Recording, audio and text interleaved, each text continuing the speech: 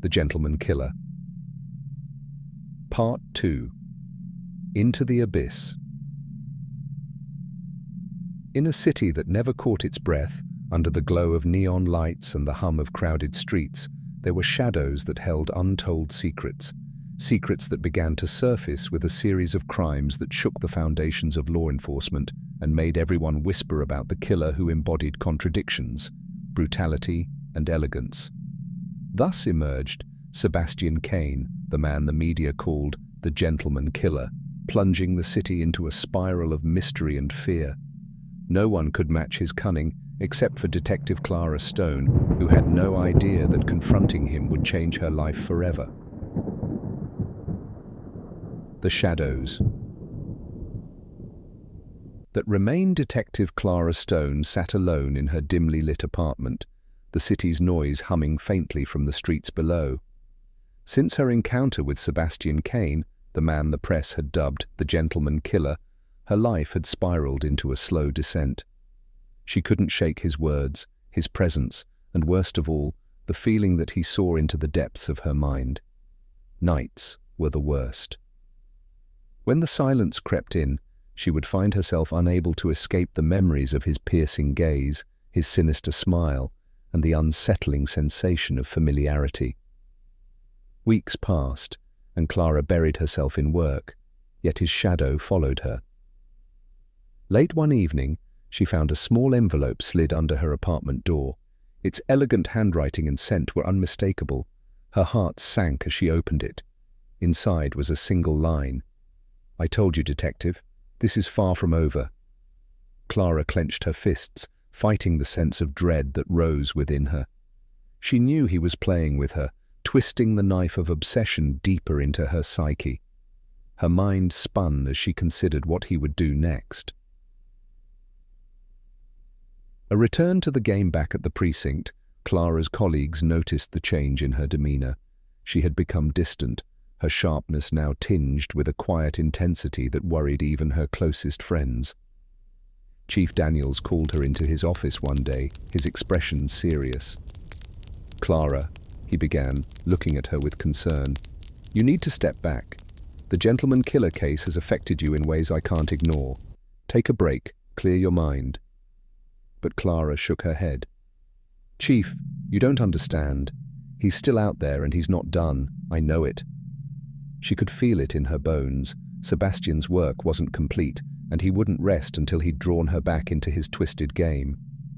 That night, as she pored over her notes, Clara received a call. Another murder had been reported, one disturbingly similar to the Gentleman Killer's previous cases. But this one was different. The scene felt more personal, crafted as if it held hidden messages meant only for her. A deadly invitation. The crime scene was unnervingly precise. Clara walked into a spacious penthouse where the victim, an affluent businessman, sat in an armchair surrounded by candles. The entire scene was a dark recreation of Rembrandt's The Anatomy Lesson, a painting Clara had studied in college. It was a twisted, macabre tribute to a classic, staged so that only she would catch the reference. On the table beside the body was a note, in Sebastian's elegant handwriting. "Beauty in death, Clara. Do you see it?" Her hand trembled as she read it. He was toying with her, leaving these staged horrors as gifts, drawing her into his world with each piece of his art. It was clear. He wanted her to understand him. She knew she couldn't let this continue. She would have to confront him, to end his games once and for all. The Theatre of Shadows. A few days later, Clara received an invitation. The envelope was black, sealed with crimson wax in the shape of a rose. Inside, there was a single line. "The truth awaits, if you dare, midnight, the old Orpheum Theatre." She knew it was a trap, yet the allure of finally ending this nightmare was too strong to resist. That night, Clara arrived at the deserted theatre, its grand archways and shadowed corridors casting eerie shapes under the moonlight. As she stepped inside, the scent of old wood and dust filled her nostrils. The air was thick with an almost suffocating silence. Clara moved carefully through the darkened aisles, her flashlight illuminating rows of empty seats that seemed to watch her. Then she saw it, on the stage, a single spotlight illuminated a figure waiting for her. Sebastian Kane stood there, dressed impeccably in a dark suit, his face partially obscured by shadows. He smiled as she approached, the same smile that had haunted her dreams. "Detective Stone," he greeted her, his voice smooth and calm. "You came." Clara's hand went instinctively to her sidearm, though she knew it was futile. He was unarmed, calm, as if he had all the time in the world. She stepped closer, her pulse quickening. "This ends tonight, Sebastian," she said, her voice steady. He tilted his head, regarding her with a mix of admiration and amusement. "Ah, Clara, you think it's that simple? Do you honestly believe you can just walk away from this, from us?" "There is no us," she replied, forcing herself to stay focused. "You're a killer, a monster." Sebastian chuckled, a sound that echoed hauntingly through the empty theatre. "And yet, here you are, drawn to me despite yourself. Tell me, Clara, don't you feel it? The connection we share?" She hesitated, his words cutting deeper than she cared to admit. She could feel it, the dark pull, the twisted allure of his mind. But she couldn't let him see her doubt. "You're sick," she spat, trying to ignore the tremor in her voice. "This ends now." He stepped closer, his gaze locked onto hers. "Endings are merely beginnings, Clara. Even if you capture me, even if I disappear, I'll always be with you, buried deep in your thoughts. You can't escape me any more than you can escape yourself." Before she could respond, he turned and disappeared into the shadows, leaving her standing alone on the empty stage, his words echoing in her mind. A mind unraveling. Following the encounter at the Orpheum Theatre, Clara's nights became more restless than ever. Sleep eluded her, and when it did come, it brought nightmares filled with Sebastian's taunting voice. His words lingered, seeping into her subconscious and blurring the lines between hunter and hunted.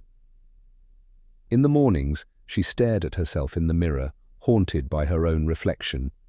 Her eyes, once sharp and focused, now looked hollow and weary. Every case file she reviewed at the precinct seemed to hold echoes of Sebastian, as if he had planted seeds of his twisted vision in her mind. Her friends and colleagues grew concerned, whispering behind her back, yet no one dared confront her. Chief Daniels watched her carefully, sensing the toll the case had taken. She'd tried to explain it to him, but the chief could never understand the depth of her entanglement with Sebastian Kane. Another message. One quiet evening, Clara found herself alone in her office, absently flipping through case files when her phone chimed. The message was from an unknown number, and her heart skipped a beat as she read it. "One last performance, detective. Meet me where it all began." She knew exactly what he meant. The quiet park where Sebastian had left his first victim, carefully staged, the scene burned into her memory. Sebastian's games had finally come full circle. Clara grabbed her coat and left the precinct without a word. She drove through the silent city streets, her mind racing. She didn't call for backup. This was her battle alone. This was her final stand. The Park of Memories. The park was deserted, shrouded in the dim glow of streetlights. Shadows stretched and shifted as Clara made her way to the small clearing where Sebastian had committed his first murder. She scanned the area, her senses heightened, and then she saw him. Sebastian stood in the center of the clearing, illuminated by a single street lamp, his face wearing that familiar, haunting smile. "Detective Stone," he greeted her with a slight bow. "Thank you for indulging me." Clara's hand moved instinctively to her gun, her voice cold and steady. "This ends tonight, Sebastian. No more games."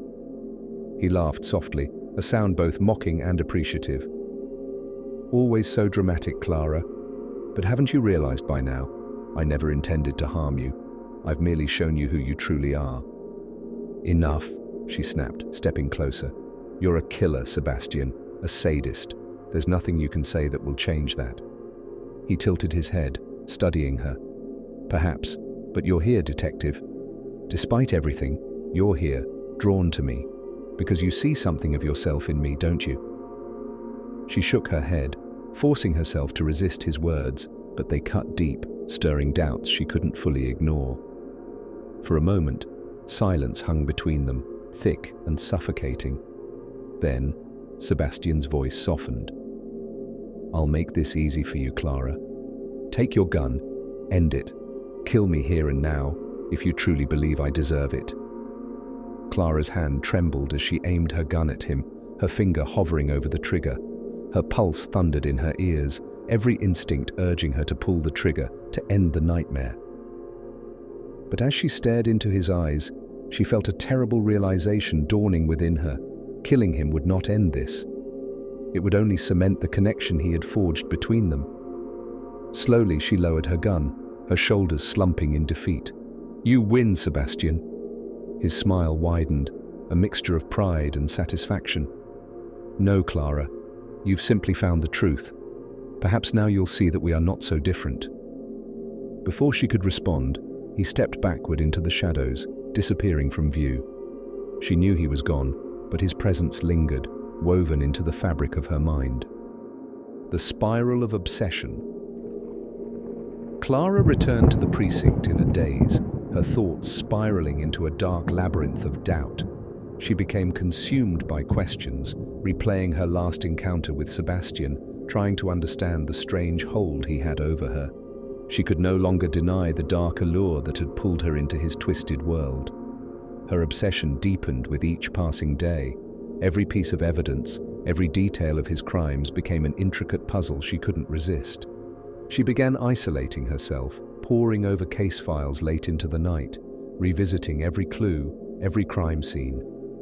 She was searching for something, an answer, a resolution, perhaps even a part of herself she hadn't known was missing. Her colleagues grew increasingly concerned, but Clara pushed them away. Only one person understood her now, and he was the very man she was trying to capture. A revelation in the darkness. One stormy night, Clara sat alone in her dimly lit apartment, a bottle of whiskey in hand as she pored over her notes. She knew she was spiraling, but part of her didn't care. Then, amid the scattered papers, she noticed something, a pattern she had overlooked. The locations of Sebastian's murders formed a twisted path, each point connected to the others, creating a dark constellation that pointed to a specific place. The realization hit her like a bolt of lightning. Sebastian had been leaving her a map, guiding her to one final location. Without hesitation, Clara grabbed her coat and headed out into the rain, her heart pounding as she followed the clues Sebastian had left behind. The destination was an old abandoned mansion on the outskirts of the city, a place she had never considered before. As she stepped inside, the air was thick with the scent of decay and dust. The mansion was silent, its walls bearing the weight of countless secrets. Clara moved through the darkened corridors, her flashlight cutting through the gloom until she reached a room at the end of the hall. Inside, she found a series of photos pinned to the walls, images of her, taken without her knowledge, documenting her every move since the beginning of the case. In the center of the room was a single chair, and on it, a letter addressed to her. "Welcome, Clara. This is where it ends, and where it truly begins." Her hands shook as she read the words, feeling the depth of his manipulation. He had drawn her here, not to capture him, but to confront the darkness within herself. In that moment, Clara understood. Sebastian had been leading her down a path, forcing her to see the world as he did, to embrace the shadows she had denied. A final stand. Clara returned to the precinct the next day, her mind clear, but her heart heavy. She knew what she had to do. Gathering her notes and evidence, she went to Chief Daniels, handing over everything she had on Sebastian's case. "I'm done," she said quietly. "I can't do this anymore." The chief looked at her. understanding in his eyes. "You did what you could, Clara. Sometimes we have to let go." Clara nodded, feeling a weight lift from her shoulders. She had finally broken free from Sebastian's hold, leaving the darkness behind her. Yet, as she walked away from the precinct, she couldn't help but glance over her shoulder, wondering if she would ever truly escape. Echoes of the past months passed, and Clara tried to rebuild her life, leaving the gentleman killer case behind. Yet every now and then she would catch a glimpse of a familiar figure in the crowd, or hear a voice that sounded eerily like his. Sebastian Kane was gone, but his presence lingered, woven into the shadows of her mind. She knew she would never forget him, never fully escape the bond they had shared.